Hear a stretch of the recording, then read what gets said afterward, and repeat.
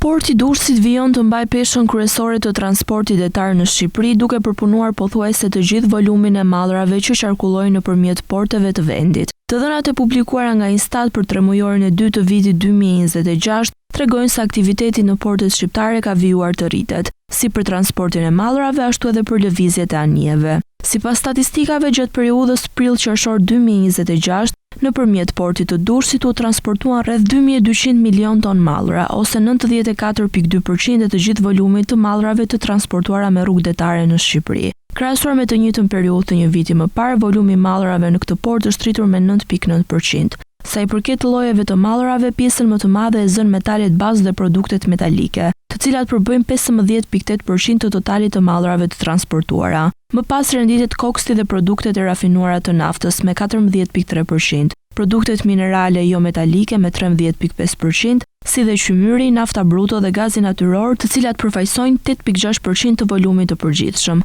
Rritje ka shënuar edhe trafiku detar. Gjatë tremujorit të dytë në portet e vendit u regjistruan 294 anije hyrëse dhe dalse, nga të cilat 276 ishin anije të huaja dhe 18 anija vendase. Në krahasim me të njëjtën periudhë të vitit 2025, numri i përgjithshëm i anijeve është rritur me 6.5%, ndërsa lëvizjet e anijeve të huaja janë rritur me 9.1%, duke reflektuar zgjerimin e aktivitetit tregtar dhe detar. Pozitive paraqitet dhe ecuria e transportit të pasagjerëve. Gjatë tremujorit të dytë të vitit, nëpër portet shqiptare udhëtuan rreth 336.000 pasagjerë. Porti Sarandës ishte më i frekuentuari, duke përpunuar 60.6% të gjithë pasagjerëve, i ndjekur nga porti Durrësit me 34.9% dhe porti Vlorës me 4.5%. Kjo lidhet edhe me sezonin turistik, i cili rrit ndjeshëm lëvizje drejt porteve, veçanërisht në jug të vendit. Edhe tregtia e mallrave me rrugë detare ka vijuar të mbetet në nivele të larta. Sipas Instat, gjatë tremujorit të dytë të vitit 2026 u transportuan rreth 1500 milion ton mallra për eksport dhe import,